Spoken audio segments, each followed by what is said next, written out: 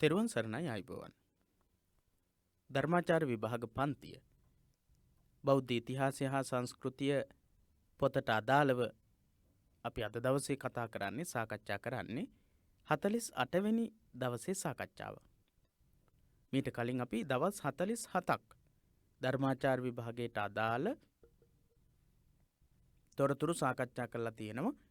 අපි හැමදාම බදාදා ඉඳලා ඉරිදා දක්වා දවස් 5ෙම රාත්‍රී 9 ඉඳලා 10 දක්වා කාලය අතරතුර මේ සාකච්ඡාවන් පවත්වනවා. ඉතින් ඒ සාකච්ඡාවන් තුළින් සෙනසුරාදා දවසේ සාකච්ඡා කරන්නේ බෞද්ධ ඉතිහාසය හා සංස්කෘතිය පොතට සහ ප්‍රශ්න පත්‍ර වලට අදාළ තොරතුරු. අපි බලමු අද දවසේ මොනවද අපිට කතා කරන්න තියෙන්නේ, සාකච්ඡා කරන්නට තියෙන්නේ කියලා.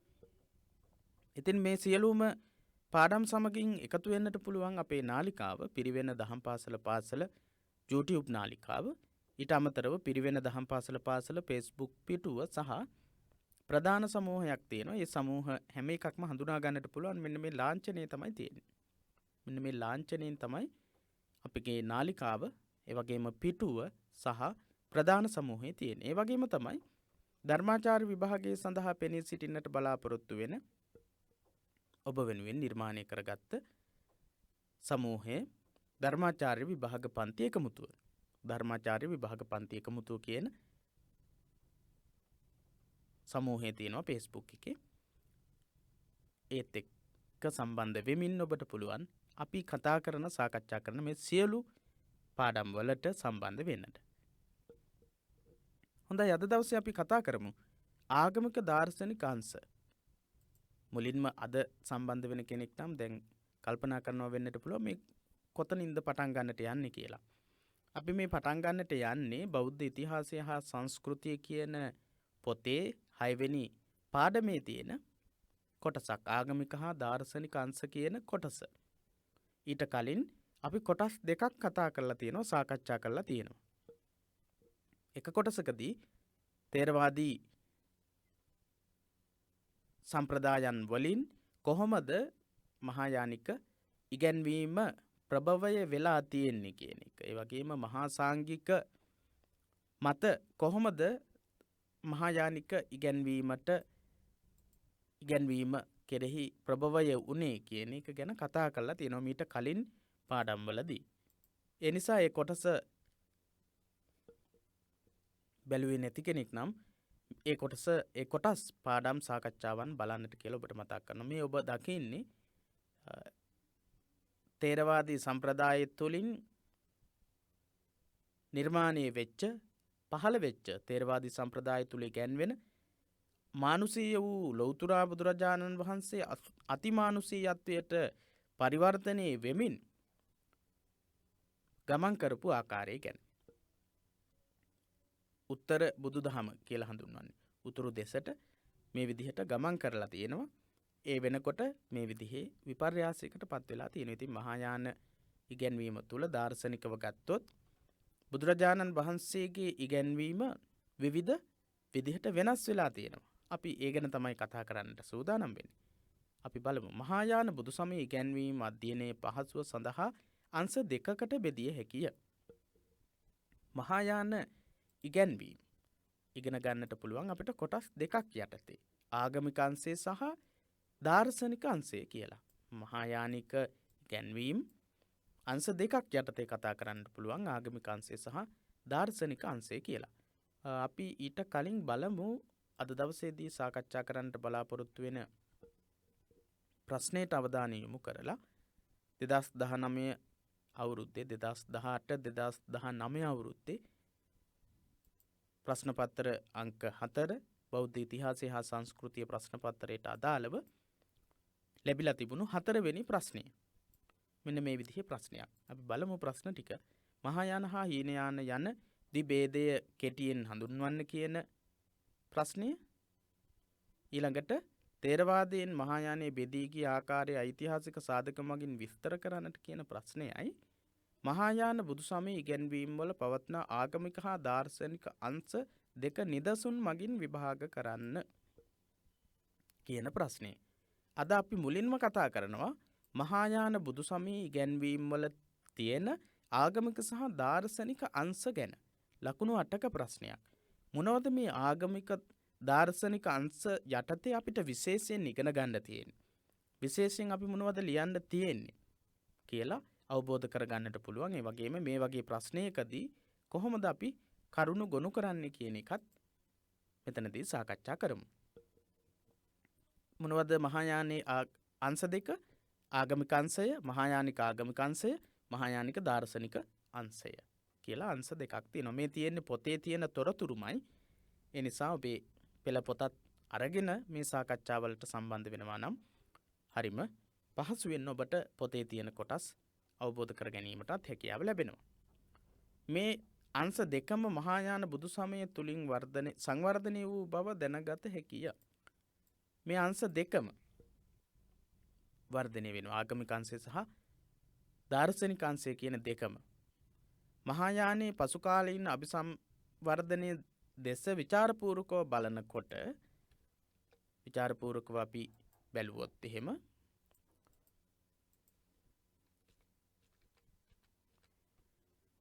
මාධ්‍යමික දර්ශන සම්ප්‍රදාය, යෝගාචාර දර්ශන සම්ප්‍රදාය දාර්ශනික අංශයෙන් අභිසංවර්ධනයට පත්වුවේ. ඔන්න යෝගාචාර සම්ප්‍රදාය සහ මාධ්‍යමික දර්ශන සම්ප්‍රදාය කියන සම්ප්‍රදායන් දෙක මහායානික දර්ශනය ගැන කතා කරද්දී ඉතාමත්ම වැදගත් වෙන ඉගැන්වීම් දෙකක්. මාධ්‍යමික දර්ශනය, යෝගාචාර දර්ශන සම්ප්‍රදාය. මාධ්‍යමික දර්ශන සම්ප්‍රදායයි යෝගාචාර දර්ශන සම්ප්‍රදායයි. මාධ්‍යමික දර්ශන සම්ප්‍රදාය කියලා කියන්නේ බුදුදහම හේතුඵලවාදීව කරන විග්‍රහය. බුදුදහම සම්බන්ධව බුදුරජාණන් වහන්සේ දේශනා කරලා තියෙන කාරණාවන් හේතුඵලවාදීව විග්‍රහ කරමින් ගැඹුරු ධර්ම අර්ථකථන ඉදිරිපත් කරලා තියෙන දර්ශනයක් තමයි මහායානයේ මාධ්‍යමික දර්ශන සම්ප්‍රදාය කියන්නේ. ඒ වගේම තමයි අභිධර්ම කොටස් සාකච්ඡා කරන වෙලාවේදී අපි සාකච්ඡා කළා අභිධර්මයේ මහායානික අභිධර්ම. ඒ කියන්නේ අනිත් අභිධර්ම සම්ප්‍රදායන් විවේචනය කරමින් ඉදිරිපත් කරපු දර්ශනයක් තිබුණා කියලා. මහායානිකයන්ටත් ඒ විදිහේ දර්ශනයක් තිබුණා කියලා. ඒ තමයි යෝගාචාර දර්ශනය. යෝගාචාර අභිධර්ම සම්ප්‍රදාය, මහායානික අභිධර්ම සම්ප්‍රදාය. එහෙනම් මහායානයේ අභිධර්ම සම්ප්‍රදාය වෙච්ච යෝගාචාර දර්ශන සම්ප්‍රදායයි මාධ්‍යමික දර්ශන සම්ප්‍රදාය කියන දර්ශන සම්ප්‍රදායන් දෙකම අපිට දකින්නට පුළුවන් දාර්ශනික අංශය ගැන කතා කරනකොට. බුදුරජාණන් වහන්සේ පිළිබඳව ඉතා පුළුල් ආකාරයක විග්‍රහයන් බුදුරජාණන් වහන්සේගේ ඉගැන්වීම් සම්බන්ධයෙන් පුළුල් අර්ථකථන විග්‍රහ විවරණ ඉදිරිපත් වෙනවා. මේ සම්ප්‍රදායන් දෙකේම මේ සම්ප්‍රදායද්වයෙහි ආගමික අංශයේ විශේෂ අවධානය ඇතද දාර්ශනික අංශය කෙරෙහි සුවිශේෂ සැලකිල්ලක් යොමු කොට ඇත. මේ සම්ප්‍රදායන් දෙකම මාධ්‍යමික දර්ශන සම්ප්‍රදායයි යෝගාචාර දර්ශන සම්ප්‍රදායයි කියන දෙකේම ආගමික අංශයට සාමාන්‍ය නැඹුරුවක් තියෙනවා. ඊට වඩා වැඩි උනන්දුවක් දක්වලා තියෙන්නේ දාර්ශනික අදහස් ඉදිරිපත් කරන්න. බෝධිසත්ව චර්යාවෙහි මහත්වය ප්‍රකට කරනු ලබන්නේ ආගමික අංශයේ උත්කෘෂ්ඨතාව ප්‍රකාශ කරන ස්වරූපයෙනි. එහෙනම් අපි අද කතා කරන ප්‍රශ්නයට අදාළව ඊළඟට තොරතුරක් සඳහන් වෙනවා. ඒ තමයි ආගමික අංශය තුල මහායානික දර්ශන සම්ප්‍රදාය තුල කතා කරන ප්‍රධානම ඉගැන්වීම මොකක්ද? බෝධිසත්ව චර්යාව. බෝධිසත්ව චර්යාව ආගමික අංශයේ උත්කෘෂ්ඨතාව ප්‍රකාශ කරනවා. ආගමික අංශයේ උත්කෘෂ්ඨම අවස්ථාව ගැන විස්තර වෙන්නේ මොකෙන්ද? බෝධිසත්ව චර්යාව. මාධ්‍යමික දර්ශන සම්ප්‍රදාය, යෝගාචාර දර්ශන සම්ප්‍රදාය කියන මේ ඉගැන්වීම් අතරින් දාර්ශනික අදහස් මතුවෙනවා වගේම බෝධිසත්ව චර්යාව ආගමික අංශයේ උසස්ම ස්වභාවය පෙන්වුම් කරනවා. මහායානික ඉගැන්වීම් වල ආගමික අංශයේ උසස්ම ආගමික සංකල්පය වෙන්නේ බෝධිචර්යාව කියන එක තමයි මේ කියන්නේ. ඊළඟට අපි බලමු. අතිමානුෂීය තත්වයට බුදුරජාණන් වහන්සේව පත් කරලා තියෙන බව බෝධිසත්ව කියන සංකල්පය තුලින් නිර්මාණය කරපු සංකල්පයන් ගැන අපි මීට කලින් කොටස්වලදී කතා කරලා තියෙනවා. පරම වූ බුද්ධත්වය සඳහා සියලු කැපවීම් කරමින් ජීවිත පූජාවෙන් ක්‍රියා කරන බෝධිසත්වයින් වහන්සේ ඊළඟට සම්මා සම්බුද්ධත්වයට පත් වෙනවා කියන ඉගැන්වීම තමයි මහායානික ඉගැන්වීම වෙන්නේ. එහෙනම් මහායානික ඉගැන්වීමේ ප්‍රධානතම ඉගැන්වීමක් විදිහට බෝධිසත්ව සංකල්පය අපිට ඉදිරිපත් කරන්නට පුළුවන්. මහායාන බුදු සමයේ දාර්ශනික අංශයේ අග්‍රඵලයේ වශයෙන් ශූන්‍යතාවාදය සහ විඥානවාදය අපි ඉස්සෙල්ලා කතා කරපු මාධ්‍යමික දර්ශන සම්ප්‍රදාය සහ යෝගාචාර සම්ප්‍රදාය කියන එකම තමයි මේ මෙතනදී තවත් විදිහකට දැක්වෙන්නේ. දාර්ශනික අංශයේදී ශූන්‍යතාවාදය හේතුඵලවාදී ඉගැන්වීම යටතේ ශූන්‍යතාවාදී ඉදිරිපත් කරනවා දාර්ශනික ඉගැන්වීමක් විදිහට. ඊළඟට විඥානවාදය කියන දෙක දාර්ශනික අංශය විදිහට කතා කරන්නට පුළුවන්. මහායානික දාර්ශනික සම්ප්‍රදායේ අංශ දෙකක් විදිහට ශූන්‍යතාවාදයයි විඥානවාදයයි ඉදිරිපත් කරන්නට පුළුවන්.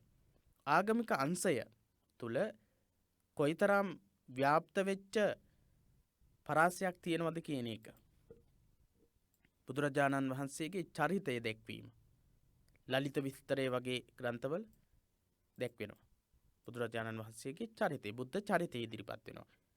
බුද්ධ වන්දනා, බුද්ධ ප්‍රතිමා වන්දනා, බෝධි වන්දනා, චෛත්‍ය වන්දනා, ප්‍රදක්ෂිනා, අභිචාර, ආචාර විදි.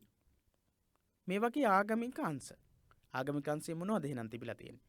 බුද්ධ චරිතය ගෙන හැර දැක්වීම, බුද්ධ වන්දනා සිදු කිරීම, බුද්ධ ප්‍රතිමා වන්දනාව සිදු කිරීම, බෝධි වන්දනා සිදු කිරීම, චෛත්‍ය වන්දනා සිදු කිරීම, ප්‍රදක්ෂිනා කිරීම, ආචාර විදි.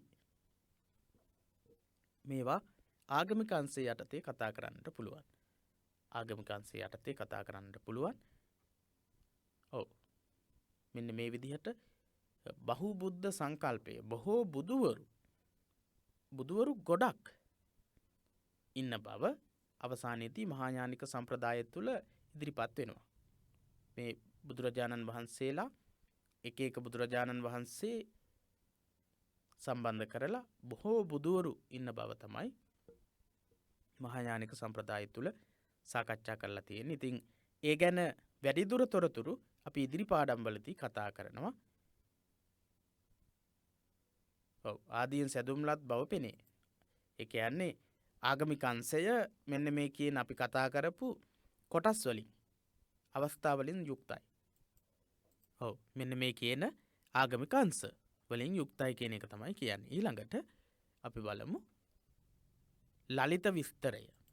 සද්ධර්ම පුණ්ඩරීක සූත්‍ර දේශනාව සූත්‍රය, ජාතක මාලා, බෝධිචර්යාවතාර, ශික්ෂා සමුච්චය, මහා වස්තු ආදී ග්‍රන්ථ දෙස බලන කල පොදු මහ ජනතාවගේ චිත්තාකල්පයන්ට අනුගත පරිදි ආගමික චින්තා පිරිමසාලීමට ප්‍රබල ප්‍රයත්නයක් දරා ඇති බව පෙනේ. එතකොට ආගමික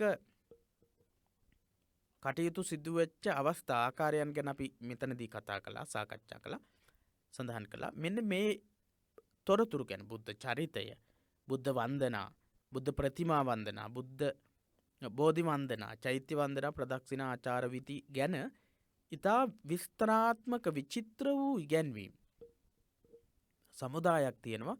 ලලිත විස්තරය. ලලිත විස්තරය කියන්නේ.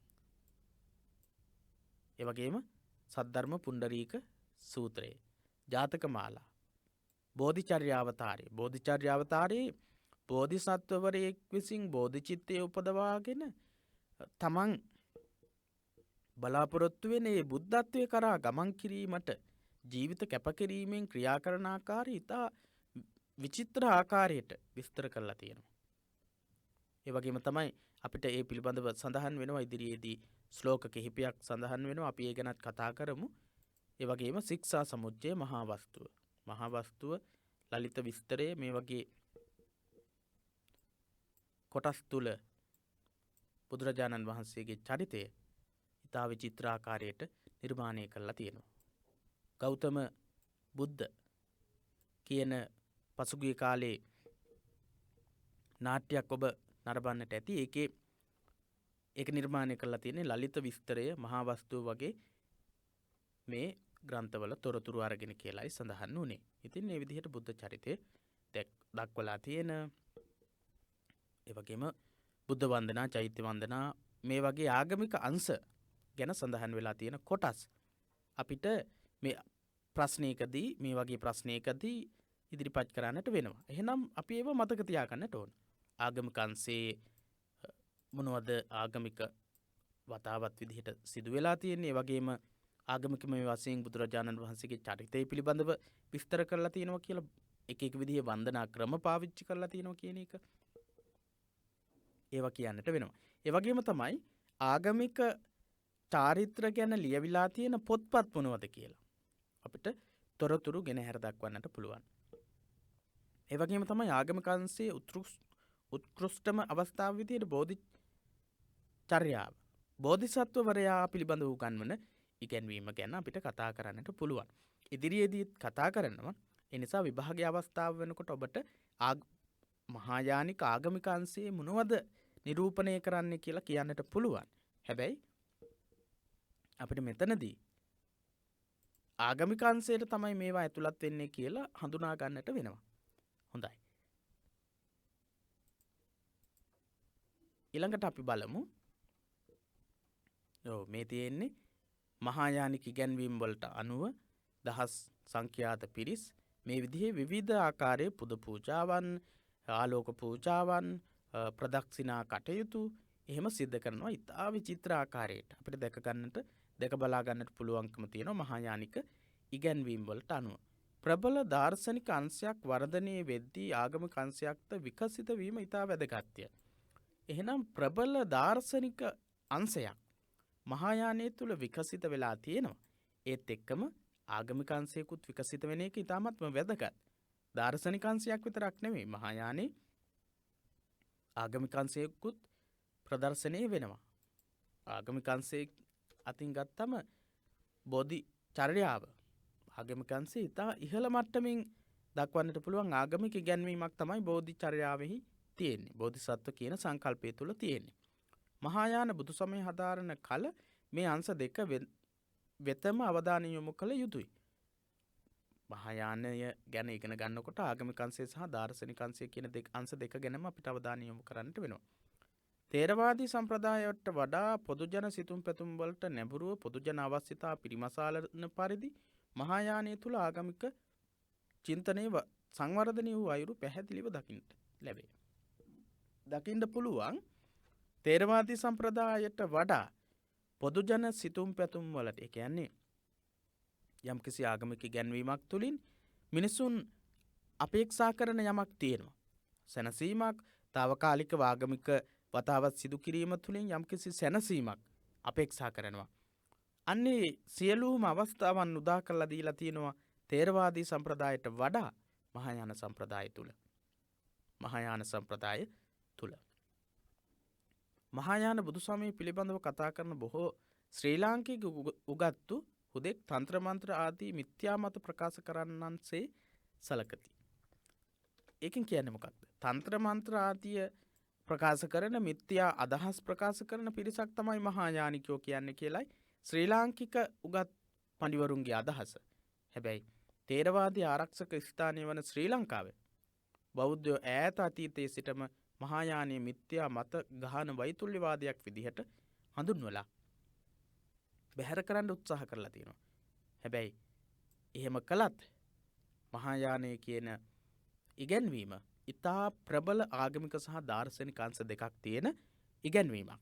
අපට පුළුවන් තව වැඩිදුර අධ්‍යයනය කරන්නට මේ මහායාන සම්ප්‍රදාය තුළ ඉගැන්වෙන ඉගැන්වීම.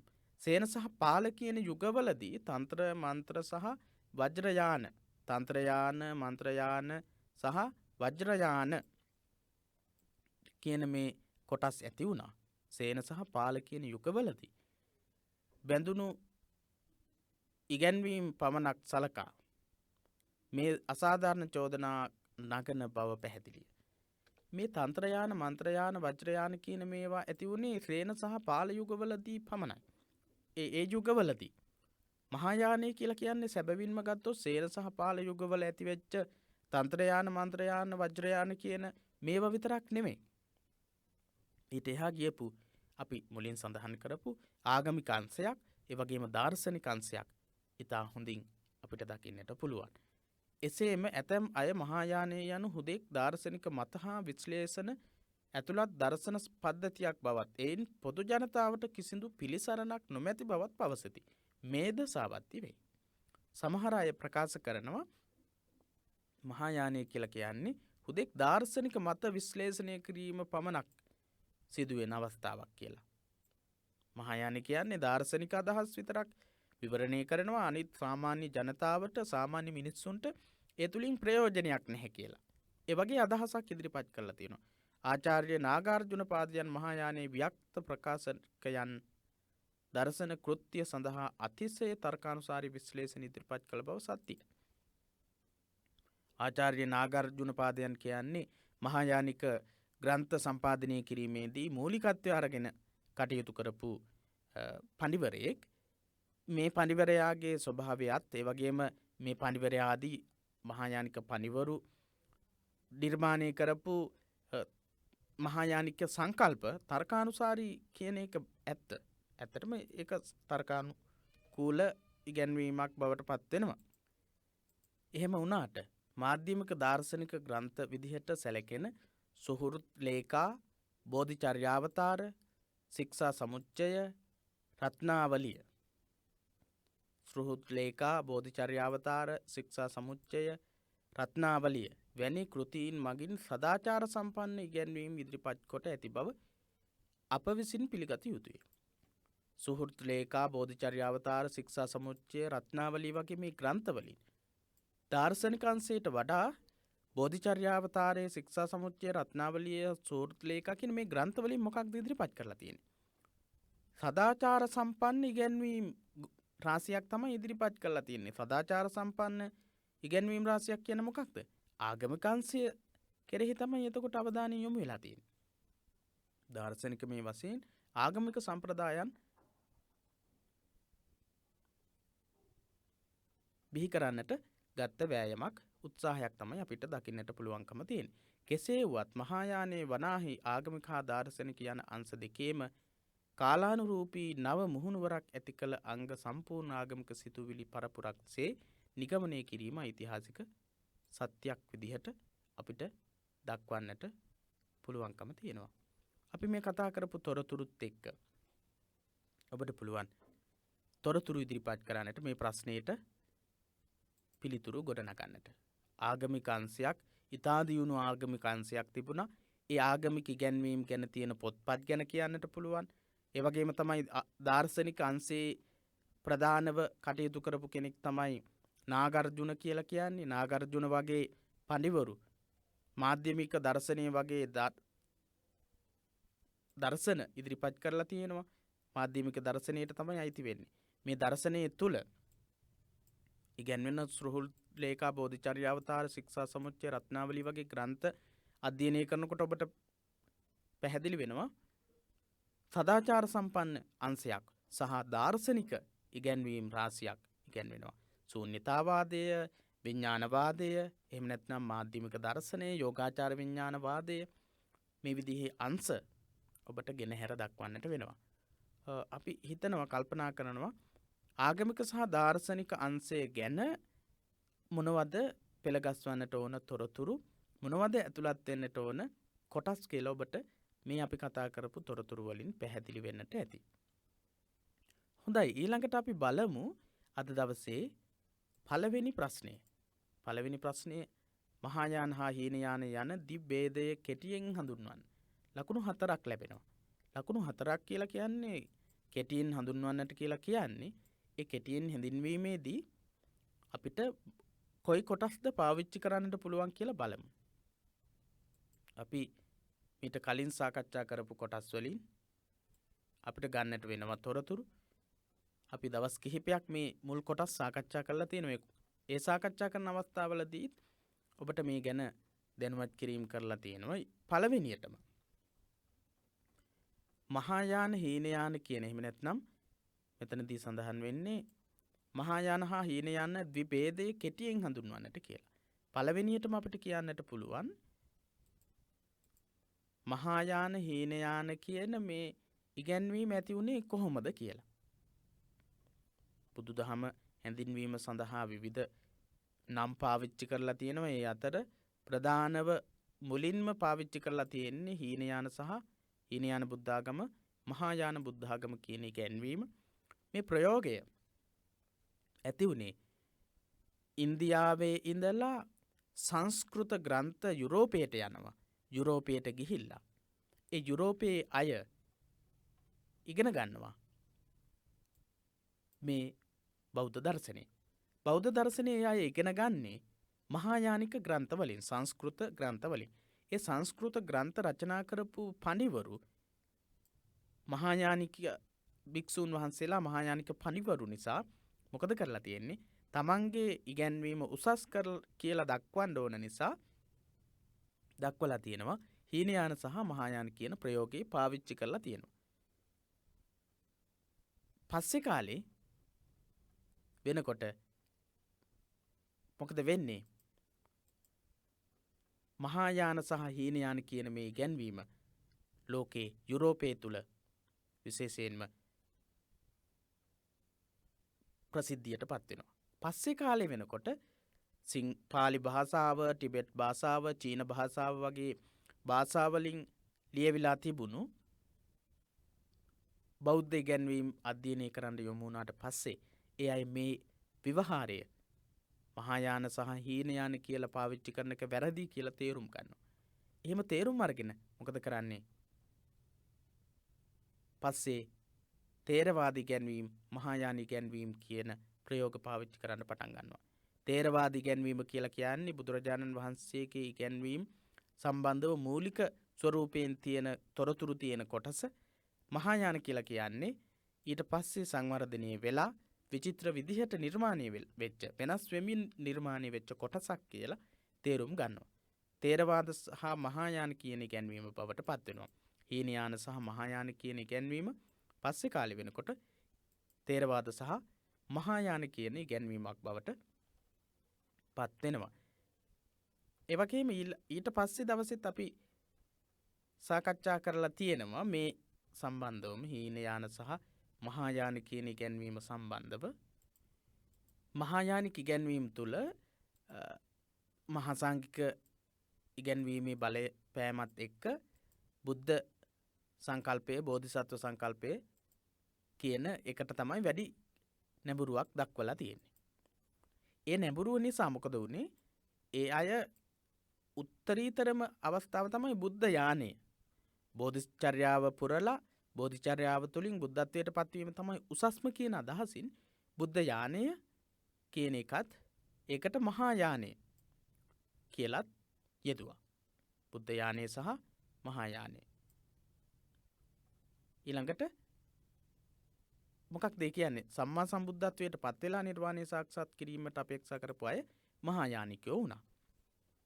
ඊළඟට ඒ අය කිව්වා ඒකායන මාර්ගයේ බුද්ධ යානය. ඒ නිසා තමයි මේක මහායානී කියන්නේ කියලා.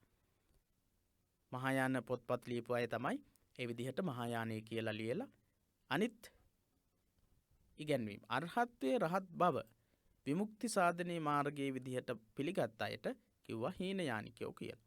හීනයානික ඉගැන්වීම සහ මහායානික ඉගැන්වීම කියන්නේ එහෙනම් බුද්ධත්වයේ තුලින්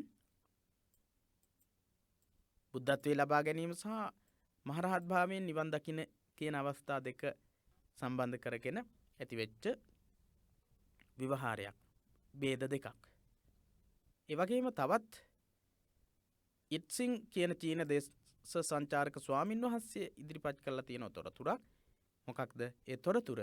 හීනයානයේ බෞද්ධයෝයි මහායාන බෞද්ධයෝයි කියන්නේ කවුද කියලා. හීනයානයේ සහ මහායානයේ කියන්නේ මොකක්ද කියලා දක්වලා තියෙනවා. බෝධිසත්ව වරුන්ට වැඳුම් පිදුම් කරමින් මහායාන සූත්‍ර හදාරන අය මහායානිකයෝ විදිහටත්, එසේ කරන්නේ නැති අය බෝධිසත්වවරුන්ට වැඳුම් පිදුම් කරමින් මහායාන සූත්‍ර හදාරන අය මහායානිකයෝ විදිහටත්, මහායාන ભેදේ විදිහටත්, ඒ වගේම එහෙම මහායානික ඉගැන්වීම අනුගමනය කරන්නේ නැති අය හීනයානිකයෝ විදිහටත් ඉන්දියාව තුළ දඹදිව තුළ ක්‍රියාත්මක වුණා කියලා දක්වනවා ඉත්සින් කියන චීන දේශ සංචාරක භික්ෂුන් වහන්සේ.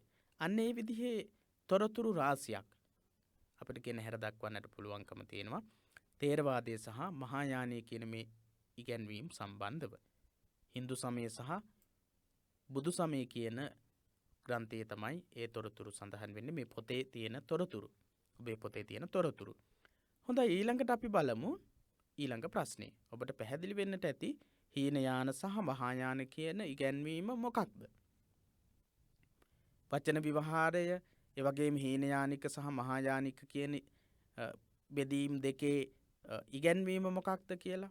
හීනයානික මහායානික ඉගැන්වීම කියන්නේ හීනයානික කියන්නේ බෝධිසත්වවරුන්ට ගරු කරමින් බෝධිසත්ව චර්යාව අනුගමනය කරන්නේ නැති අය.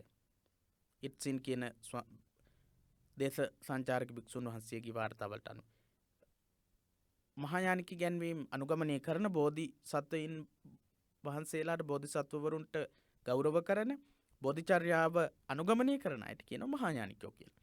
ඒ විදිහට ඔබට කාල වේලාවත් එක්ක අවශ්‍ය තොරතුරු දෙකක් හෝ තුනක් පෙළගස්වලා ලියන්නට පුළුවන්. විශේෂයෙන් මේ වගේ කරුණකදී කරුණු දෙකක් වගේ විස්තර කරලා ලිව්වනම් උදාහරණ දෙකක් දැක්වුවා නම් ලකුණු 4ක් ලබා ගන්නට පුළුවන්කම ලැබේවි. ඊළඟට අපි බලමු ඊළඟ ප්‍රශ්නයේ දෙවෙනි ප්‍රශ්නය මොකක්ද කියලා. තේරවාදයෙන් මහායානයේ බෙදී ගිය ආකාරයේ ඓතිහාසික සාධක මගින් විස්තර කරන්න. තේරවාදයෙන් මහායානයේ බෙදී ගියපු ආකාරයේ ඓතිහාසික සාධක මගින් විස්තර කරන්නට කියන ප්‍රශ්නය. හොඳයි. මේ ප්‍රශ්නයට පිළිතුරු අපි කතා කරමු පාඩමේම තියෙන තොරතුරු ඇසුරු කර ගනිමින්. පාඩමේම තියෙන තොරතුරු ඇසුරු කර ගනිමින් අපි කතා කරමු සාකච්ඡා කරමු. දීප වංශය, මහා වංශය සහ සමන්ත පාසාදිකාව. මේවා ඓතිහාසික මූලාශ්‍ර. ඓතිහාසික සාහිත්‍ය මූලාශ්‍ර. මෙන්න මේ වගේ සඳහන් වෙනවා සංඝයා බෙදිලා කියපු ආකාර ගැන. මූලික සංඝ, ස්ථවිරවාද, මහා සංඝික කියලා. එහෙනම් ඓතිහාසිකව මහායානයේ බෙදිලා ගියපු ආකාරය ගැන කතා කරන්නට කලින් අපිට කතා කරන්නට වෙනවා මහා ස්ථවිරවාදයෙන් මහා සංඝික කියන නිකාය බෙදිලා ගියා කියලා. මහා ස්ථවිරවාදයෙන් මහා සංඝික කියලා. මූලික සංඝ කියන්නේ බුදුරජාණන් වහන්සේගෙන් පැවිද්ද ලබාගෙන දිගටම පැවතගෙන ආපු පිරිස. ඒ පිරිසෙන් එක කොටසක් බෙදිලා ගියා මහා සංඝික කියලා. එහෙම බෙදිලා ගියපු පිරිසෙන් තමයි අපි මීට කලින් පාඩමේදී කතා කරලා තියෙනවා මහා සංඝික කියන නිකාය බෙදිලා ගියේ. මහා සංඝික කියන නිකායෙන් තමයි මහා සංඝිකයන්ගේ ඉගැන්වීම් වලින් තමයි මහායානය ආරම්භ වෙලා තියෙන්නේ. වජ්ජිපුත්තක භික්ෂූන්ගේ දස අකපවස්තු පිළිගත් විශාල භික්ෂු පිරිසක් තමයි මහා සංඝික කියන නිකාය ආරම්භ කරන්නේ. මහා සංඝික කියන තේරවාද ඓතිහාසික මූලාශ්‍රයන්හි සඳහන් වෙයි. ඒ අය සංගීතකාරක භික්ෂු පිරිසෙන් වෙන්ව වෙනම ධර්ම සංගීතයක් පැවැත්වූ බවද ඒ නිසා ඒ පිරිස මහා සංඝික යන නාමයෙන් හැඳින්වූ බවද තේරවාදයේ ඓතිහාසික මූලාශ්‍රයන්හි සඳහන් වෙයි. අන්න ඓතිහාසික තොරතුරක්.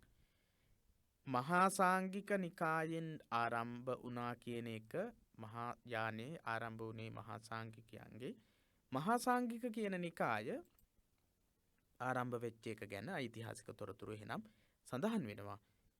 ඊට පස්සේ මහා සංඝිකයන්ගෙන් ආරම්භ වෙච්ච නිකාය මහා යානික ඉගැන්වීම් බවට පත් වුණා. එහෙත් මේ පිළිබඳ විමසීම් කළ නූතන විචාරකයෝ මීට වඩා වෙනස් වූ අදහස් ඉදිරිපත් කරති. එඩ්වර්ඩ් කොන්සේගේ අදහස. එඩ්වර්ඩ් කොන්සේ කියන පඬිවරයා අදහසක් දක්වනවා. මහායාන බුදු සමයේ සම්භවයේ තෙරවරුන්ගේ ඒකාධිකාරීත්වයට වඩා බිඳ දමා භික්ෂූන් වහන්සේට මෙන්ම ගිහියන්ටද සමාන ලෙස අවස්ථා සලසා දුන් නිසා මේ බෞද්ධ පිරිස මහා සංඝික නම් වූයේ. මහා සංඝික කියන්නේ කවුද කියන එක ගැන කියනවා. ඓතිහාසිකව එහෙනම් තේරවාදී මූලාශ්‍රවල ඓතිහාසික මූලාශ්‍රවල සඳහන් වෙන කාරණාවටම නවාර්ථකථනයක් ඉදිරිපත් කරලා තියෙනවා එඩ්වර්ඩ් කොන්සේ කියන පඬිවරයා. මොකක්ද මහායාන බුදු සමයේ සම්භවය තෙරවරුන්ගේ ඒකාධිකාරීත්වය කඩා බිඳ දමා භික්ෂුන් වහන්සේ මෙන්ම ගිහියන්ටද සමාන ලෙස අවස්ථා සලසා දුන් නිසා මේ බෞද්ධ පිරිස මහා සාංඝික නමින් හැඳින්වුවා කියන එක. එහෙනම් මහා සාංඝික කියන එක තුල තියෙන්නේ මහා සාංඝික පිරිස සාමාන්‍ය තේරවාදී සම්ප්‍රදාය තුල පිළිගත් ඉගැන්වීම් ප්‍රතික්ෂේප කරලා ගිහි අයටත් සමානත්වයක් ලබා දෙමින් මහායානික ඉගැන්වීම් ඇසුරු කරගනිමින් බිහි වෙන ආකාරයේ බිහි වෙච්ච බව.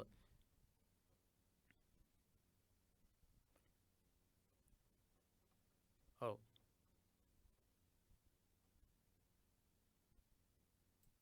ඒ වගේම තවත් තොරතුරක් සඳහන් වෙනවා ඓතිහාසික වාර්තාවක් හැටිකොටගත් කල මහා සාංඝික සම්ප්‍රදාය විසින් ඉදිරිපත් කරන ලද ප්‍රධාන මත 4ක් තියෙනවා. ඓතිහාසිකව තියෙන මූලාශ්‍ර අධ්‍යයනය කරලා බැලුවම මහා සාංඝිකයන්ගේ ඉගැන්වීම් 4ක්. මොනවද ඒ 4? බුද්ධ සංකල්පයයි අපි මේ සංකල්පයන් ගැන කතා කරලා තියෙනවා. බුද්ධ සංකල්පයයි ඊළඟට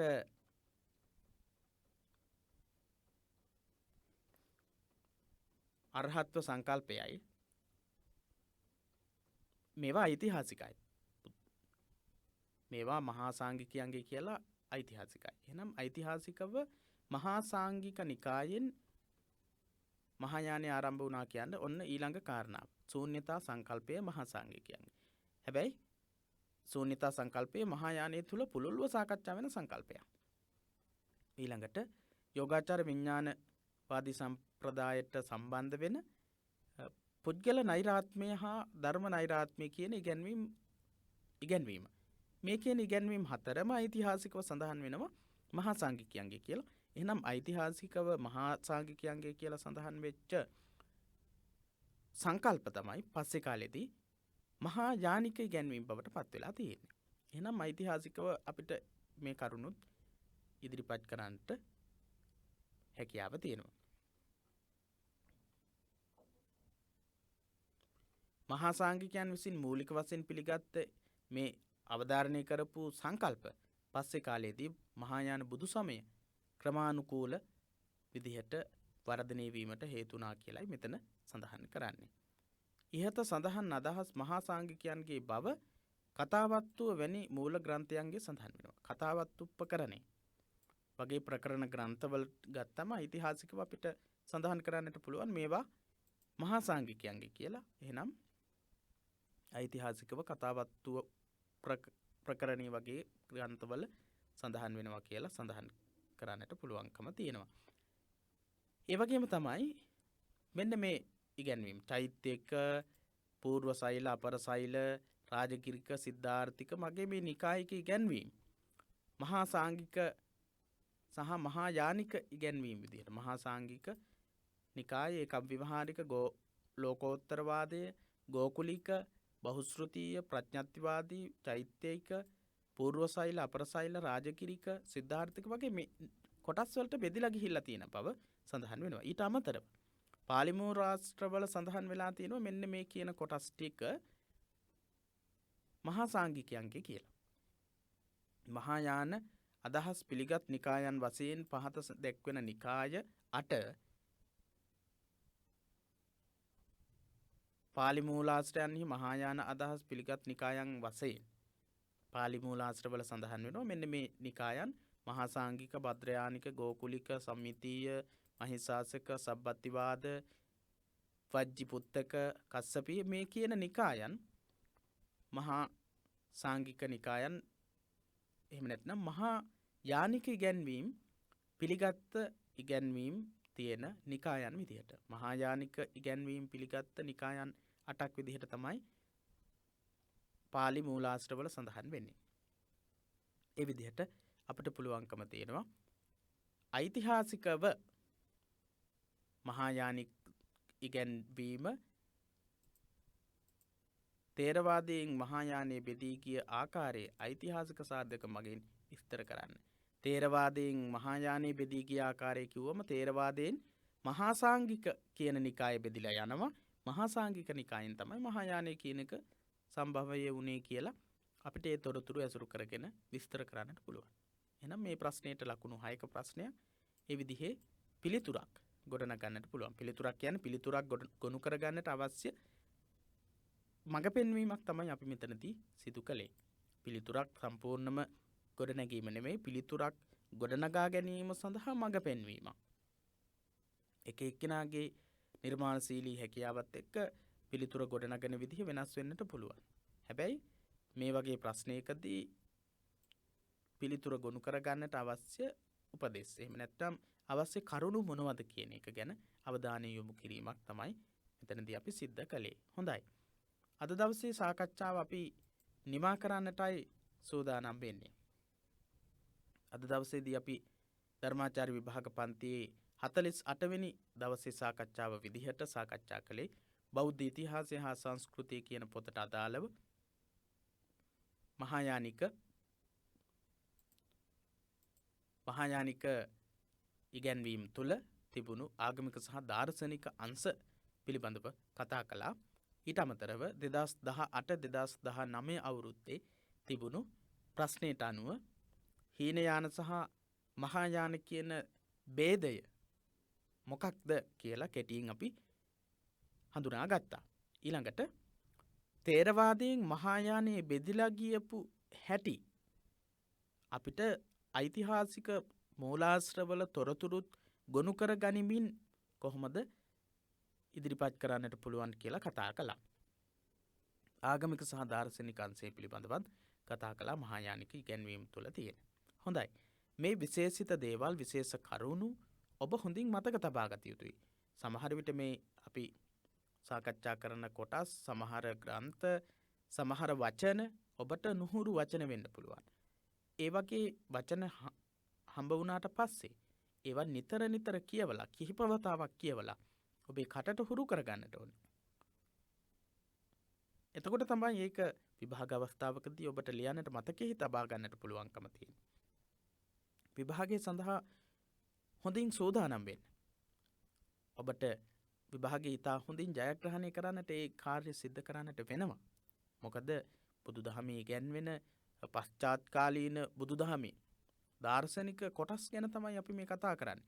ඒ දාර්ශනික කොටස් වල සම්භවයේ සිද්ධ වෙච්ච ආකාරي, දාර්ශනික කොටස් සම්භවය වීමේදී ඒ සඳහා දායකත්වයේ දරපු අය, ඒ ගැන ඉදිරිපත් කරලා තියෙන විචාර ඉදිරිපත් කරලා තියෙන අය පිළිබඳව, ඒ අය ඉදිරිපත් කරලා තියෙන විචාර, ඒවා තමයි මේ අපි කතා කරමින් සාකච්ඡා කරමින් සිටින්නේ. එහෙනම් අද දවසේදී බෞද්ධ ඉතිහාසය හා සංස්කෘතිය කියන පොතට අදාළව 6 වෙනි පාඩමේ සාකච්ඡාවන් නිමා කරනවා. ඊළඟට අපි අලුත් පාඩමක් සාකච්ඡා කරන්නට බලාපොරොත්තු වෙනවා. එහෙමනම් අද දවසේ පාඩමෙන් සමුගන්නවා පිරිවෙන දහම් පාසල අපේ සියලු සම්බන්ධතා සමගින් ඔබට තෙරුවන් සරණ ප්‍රාර්ථනා කරමින්.